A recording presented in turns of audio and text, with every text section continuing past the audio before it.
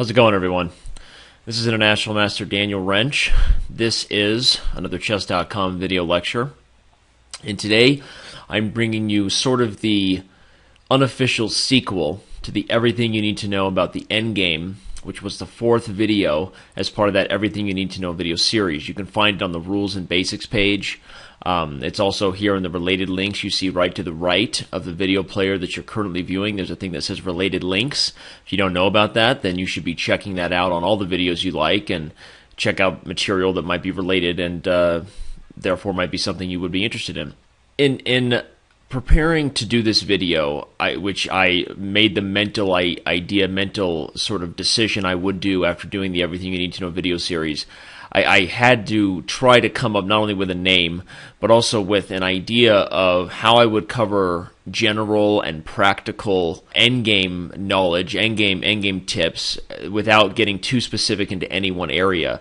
The tricky part about the endgame is, you can cover king and pawn endings, you can cover rook and pawn endings, you can cover minor piece endings, you can cover practical techniques, like principle of two weaknesses, and I've actually done a video series on just about every one of those topics, and I think we'll have those here in the related links to the right of the video as well, the first video of each one of those series, so if you haven't checked those out, you can. And I'm saying that not just as a way to sort of talk and make some of the members irritated at me for talking too much, but as to just sort of lay the groundwork and tell you that it was difficult for me to figure out what things really define the endgame and how we could give the best general and practical advice of how to approach the endgame, not only in your calculation, but also some specifics about X's and O's that can be applied to lots of positions. The problem with X's and O's, as far as if you do it the wrong way, then all you're doing is giving yourself technical knowledge of one specific type of position, and your approach in that situation isn't really applicable to any other type of ending, which is a problem, right? As far as your growth goes, you want to find a way to memorize principles and ideas,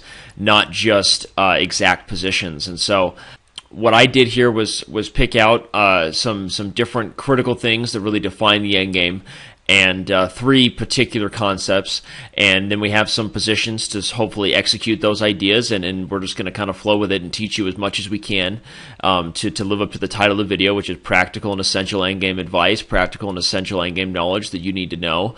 And again, if you're a beginner player and you haven't watched the Everything You Need to Know Endgame video, then that's a you problem, not a me problem or a chess.com problem. You need to go check that out, because even if you're a basic member, it's a free video. It's it's in our free library. So again, it's here at the related links, and it's something you can watch completely from start to finish. And the general idea of this video is kind of the same thing we did there, the best endgame advice we can give you in a roughly 25-minute, 30-minute video, and giving you as many good examples along the way as we can. So without further ado, let's go ahead and get started. As you see our first example here in front of you, let me tell you the three major bullet points of what I came up with as far as this video goes, and these critical concepts that kind of define the end game stage of the game, the final part of a chess game, were also discussed in the Everything You Need to Know About the Endgame video. But to me, the endgame is defined when three things are sort of dominating the features of the position or dominating both sides' plans. The first one is king activity. You see here the bullet point in front of you. You wouldn't really be looking to activate your king in middle game positions or any situation where the king has the potential to put himself into a mating net. So when you really recognize the importance of activating the king, that's when you really know you've reached the final stage of the game. So king activity, and hopefully all the examples we have here will give you some version of the importance of king activity. And with king activity, I want to say that this is not the second bullet point, but it's something that to me kind of falls into this category, and as well as our last category, which is the importance of every piece being on its best square. The funny thing about the endgame, and whenever there are less pieces on the board, the general importance of having every piece on its absolute best square serving its maximum purpose, it goes up. And in a middle game with all kinds of complications, you can have some pieces that are sort of sidelined and make up for it with a well-calculated plan, a well-executed kingside attack, for example.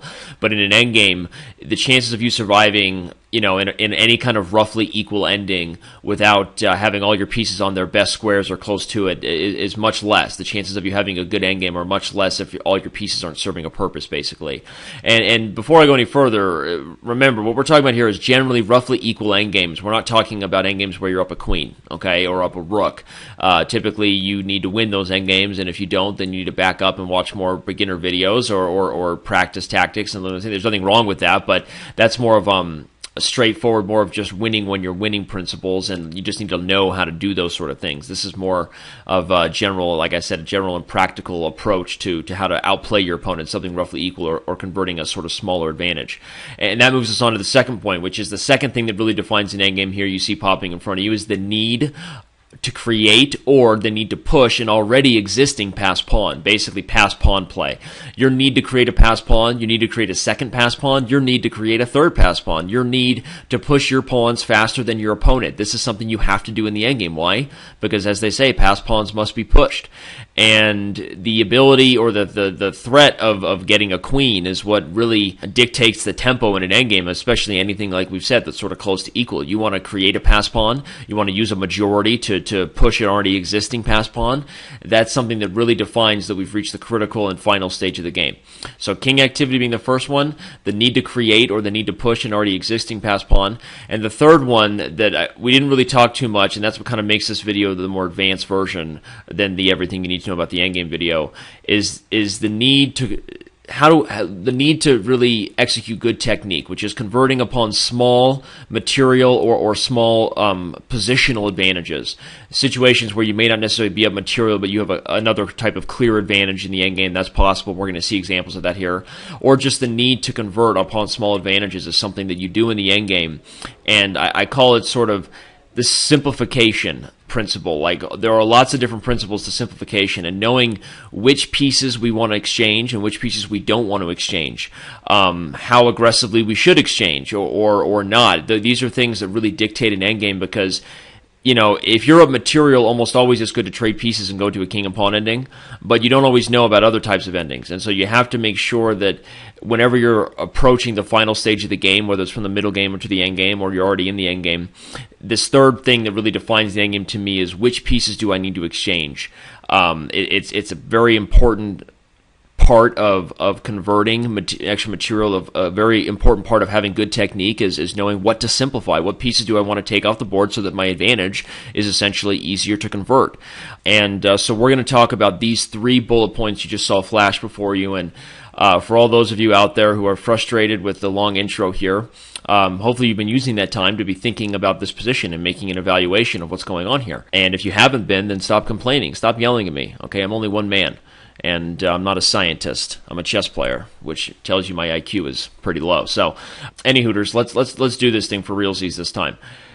The first example here, to me, was designed to show 2 of the first bullet points, which is the importance of king activity and the need to create or push your already existing pass pawns. But it also does something else. What I wanted to show about this endgame is that a general evaluation is never as good as straight calculation. And something that really separates the endgame stage from other areas of the game is that you have to calculate on a concrete level. You have to calculate as far as you can see, because the illusion about the endgame is that with less pieces, there's less to think about. Really, the thing about the endgame, everybody, is that with less pieces, there's more room, there's less room for error. With less pieces, there's less room for error, or you can say there's more room for error, meaning, there are more ways to go wrong in an endgame, because you can make a decision that costs you the game much more often than you do in a middle game, where there's still plenty of time to try to outplay or trick your opponent, or even at the highest level, people make mistakes.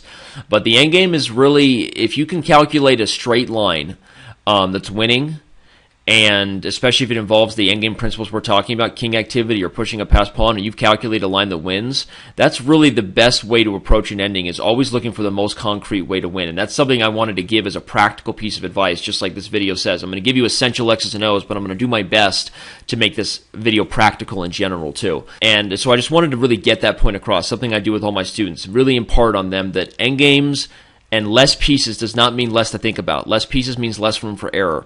And I've given this position to many people. This position is black to play. Okay, but so if you've been calculating for white to play, it doesn't really matter actually whose turn it is, because the evaluation is that white is winning regardless. So hopefully you took some time to think about it. But the position is black to play. And I've given this position, and when I've given it to students and put them facing black's perspective and said black to play, a lot of them sort of think that black is doing okay, and they think about activating the king, and they think that, you know, because you've been given a position from black's perspective and you see this passed pawn here, they sort of think that with the opposite code bishops combined with the king being able to help the e-pawn, black should be fine. But that's a very general and sort of lazy evaluation that even some expert players that I've given this to have given. The fact is this position is easily lost for black with a very straightforward form of calculation. Okay, in the game, black actually played this move king to g5, and after king to c4, king to f4, a4, king to e3, which I know you all calculated because you're all geniuses, you all listen to me. White played a5, and black promptly resigned. Basically, the reason why a lot of my students have given a weird evaluation to this endgame is because they've gotten to a position like this and started calculating the need to move the bishop, right? And then they think, well, maybe the king would attack it again, and then I need to move the bishop again. And they're just sort of looking at the general thought that the bishop is under fire. And when eventually the bishop finds like a safe place, the other option for black is also to push the e-pawn, so that's no good either. And in many cases, players gave me a line like this, so that they calculated something like the bishop running and then running over here, but then the e-pawn was dangerous. And so general evaluation and sort of taking things for granted, like the fact that you need to move this bishop instead of just calculating a straightforward line, is what causes this endgame to look more confusing than it is. But after a5, black simply can't stop the a-pawn. And in the game, black sort of realized that. Taking a5, there's no way to get the bishop to this square in time, or there is actually one way, which is just to move it there and give it up for free. Haha, tricked you.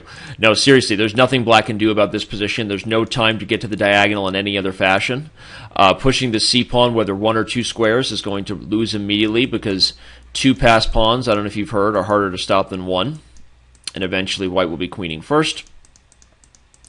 And so this position is easily lost for black, and that explains why he resigned promptly. Bishop takes here would lose to a number of things.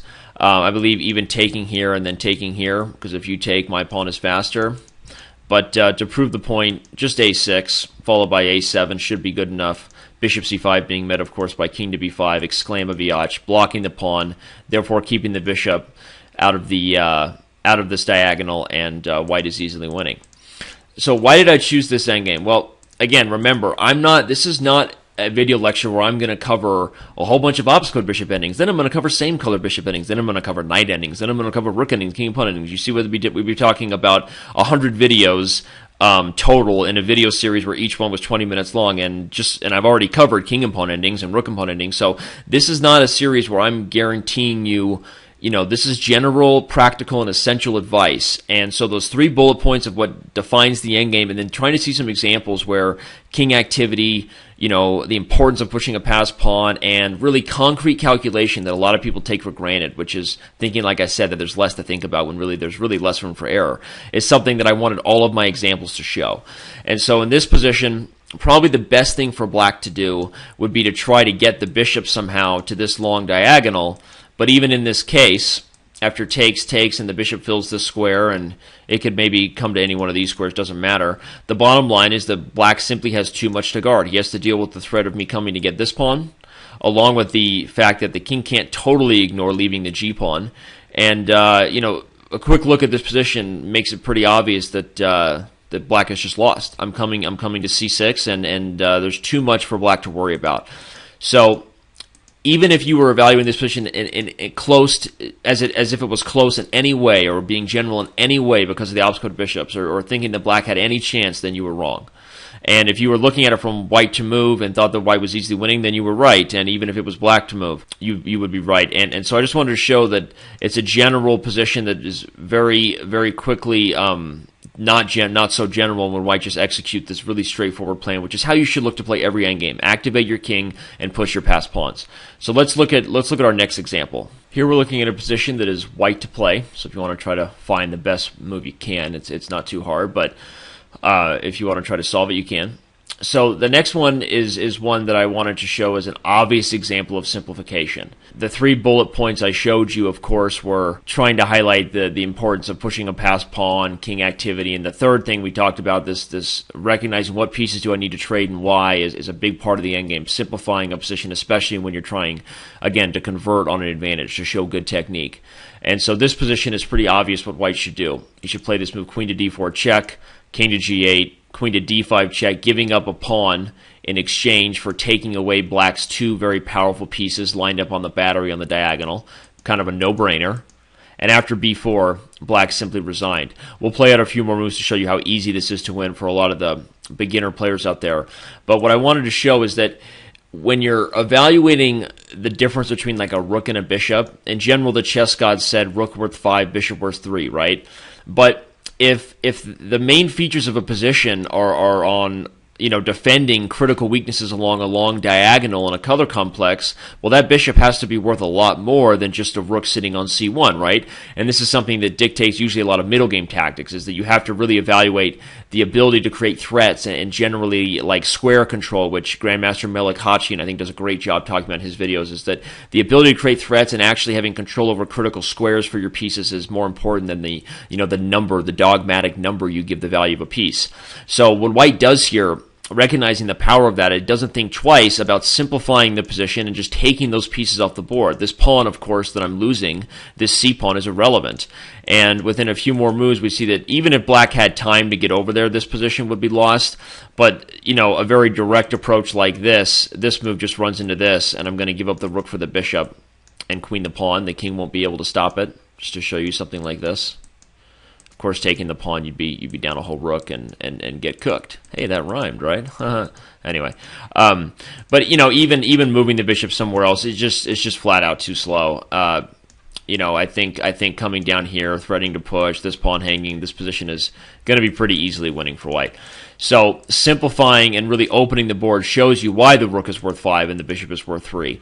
And this is an easy example. You can almost call this just a tactic. It's hardly an endgame, but we are going to get to a couple more positions that are a little more just advanced in terms of this idea of simplifying. So I wanted to show a really basic and obvious version of when you just want to take pieces off the board and simplify the position. It can't get more obvious than this, and it's a critical part of transitioning. You could call this a complicated middle game, but it still fell into that category I said, which is simplification is a theme not only in the endgame, but also the transition from a middle game to an endgame. It's something you always have to be thinking about. Which pieces do I want to get rid of? Which pieces of my opponents are the most powerful? Which pieces of mine are not on their optimal squares, which is going to make a difference as we get to a position with less pieces. So that's a very important, practical, and general piece of advice for you to take into your own games. Let's do another slightly more complicated example of simplification. This one is a great one because it really shows two of my, I remember I told you I'm trying to make an effort to get all 3 of those bullet points in every one of our examples, right?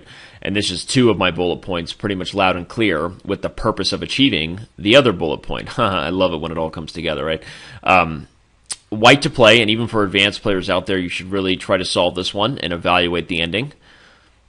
Okay, and assuming you've done that, and of course everyone will always say that they got it right, but this is not an easy position, and White's decision here, the decision that White needs to make, is based on the fact that he has a much more active king than black, and if he plays his cards right and tries to execute that right away, while this king is actually not only less active but currently cut off, then he should be in pretty good shape. C5 is not really an option because after takes, and check, either you're going to let me check you again and win the pawn without creating any issues for myself, or you'll run this way and I'll take the pawn. So that's not really an option. Playing a slow move like b5 doesn't do anything but take away your own counterplay, really, because now you can't do this and the king doesn't have any entry points, so that doesn't help. So how can we sort of strike while the iron's hot here, execute the importance of having an active king, and try to create play for us? And all those general things I said aren't that important if you don't really have a plan, like we said in the first example, which was just trying to show that you got to calculate straight and endgames and figure out a win. This position, White plays the move bishop e6, double exclamaviach. I love it. Of course, I have to take it because this is Chekalina Lashlamba. So after chopalicious, rook takes, here comes the white king. King d5, exclam. All of a sudden, White has sort of surprisingly given up a pawn, and usually in an endgame, small amounts of material are worth a lot, and so giving up a pawn can't be done lightly. But you see that White's not doing it lightly. He's doing it with this specific idea. He's going to bring the king up with tempo, He's going to bring the king to its most active position where he's threatening to pretty much gobble up the entire queen side, and he's going to do all this in a direct way while the black king is still cut out of the game. And so this shows you a really good example of the importance of king activity when one side's king is so much more active than the other. And so having more active pieces and having all your pieces on optimal squares is as important as a pawn in some cases. And I have a hard time giving you a general piece of advice like that because I don't want you to stack pawns in the endgame. Usually it's a very risky proposition when you're getting close to the end. But I do want to stress the importance of having optimal piece placement in the endgame, which is part of the sort of sub bullet point I talked about when we talked about king activity.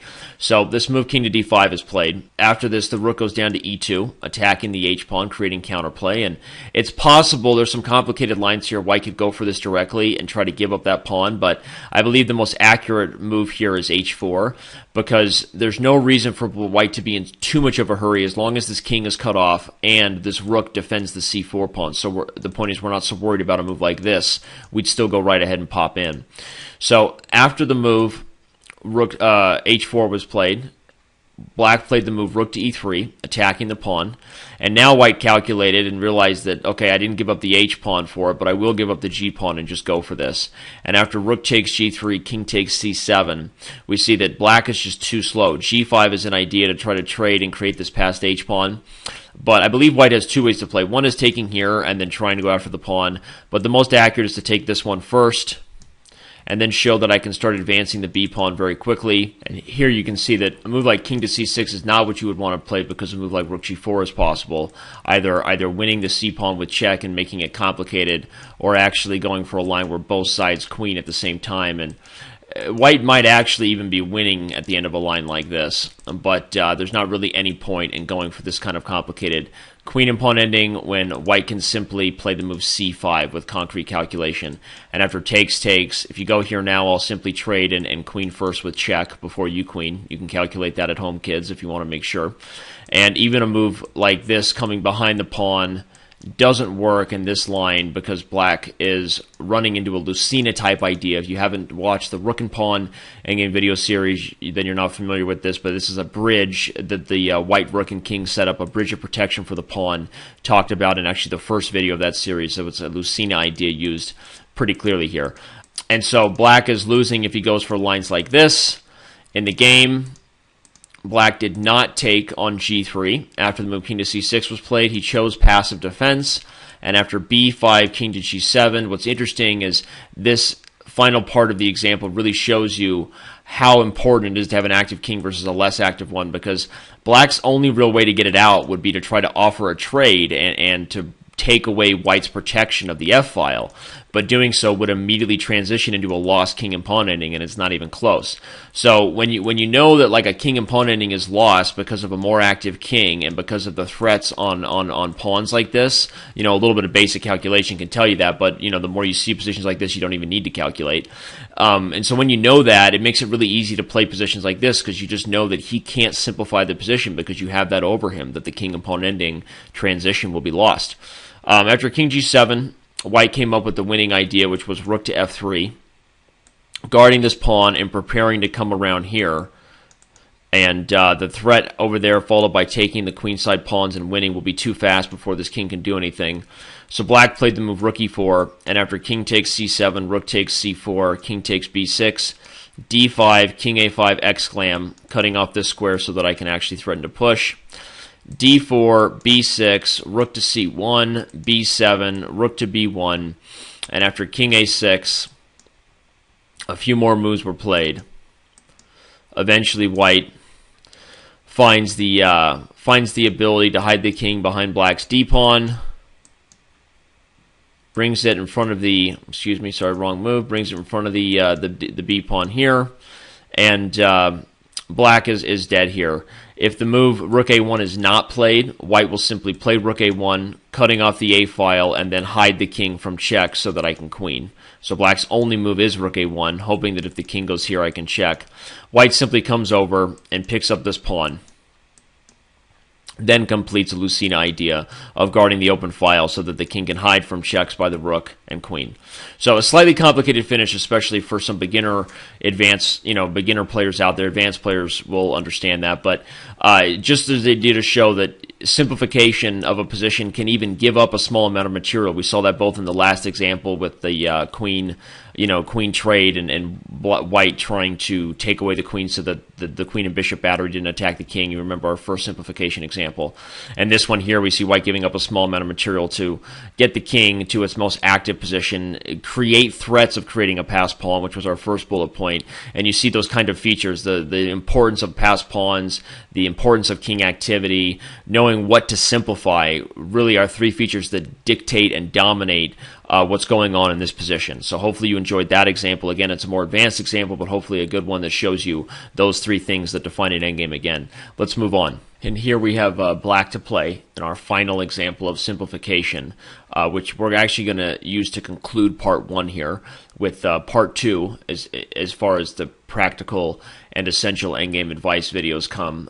When that comes, it's going to have two practical game examples, one of an instructive game by two very strong grandmasters, one of my own games. So part two will be out here in just a few days. Hopefully it'll show you more examples, great examples of king activity, the importance of creating a passed pawn or pushing an already existing one, and when to simplify and what to exchange. But before we move on to part two, give your full effort and try to solve this last one here for black. How is black approaching this position, this transition into the endgame? Okay, and if you paused your video and tried to solve it, then you rock, and so give yourself a big pat on the back. Yes, I'm watching you. I can see if you gave yourself a pat on the back, so very, very proud of you for doing that. Black plays this move, queen to f6, exclam. Now, the idea here is that black offers this trade of queens before white can get the king safe, and in doing so, he's making sure that he'll have great endgame chances for the rest of the game. Not a guaranteed win, but it's a great example of, and it's an advanced example for sure, but it's a great example of when to simplify. I have a double attack right now on the bishop and the queen, so a move like castles for white, for example, is just simply not possible. And so white can take here on f6, but after I take, now again, your castling is not number one on your list because my rook will immediately execute upon the second rank, attack the b-pawn, and likely win material very quickly. A move like king to e2, maintaining control over this infiltration, walks into this check, and we can see how painful a position like this would be for white, with a king in the center, black controlling the only open file, and I might even be able to slow dance my way to advancing my 3-on-2 pawn majority, if not being able to execute with my rook in some other fashion at some point. So this move, queen f6, placing the double attack on the bishop and the queen, is a really powerful one. The best for white would be to trade here and probably try a move like h5, opening up this h4 square for the rook so that white can sort of manually create a way for that rook to get in the game, making up for the fact that he doesn't want to castle and give up the second rank.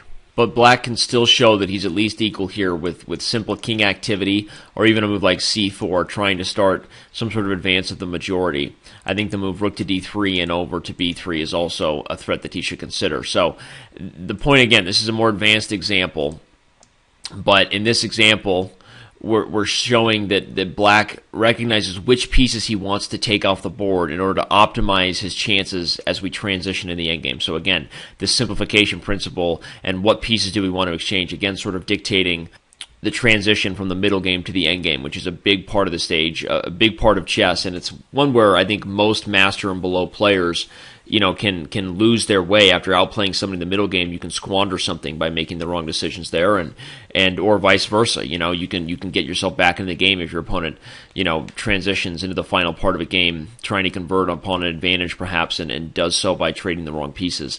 So anyway, we're gonna call it a video. We're gonna call it a part one here after this nice example of black simplifying the position to guarantee at least equality in the endgame, maintaining pretty good winning chances here because he eliminates white's best piece. And hope you are ready for practical and essential endgame knowledge to be brought your way in just a few days in part two. We'll see you around on chess.com.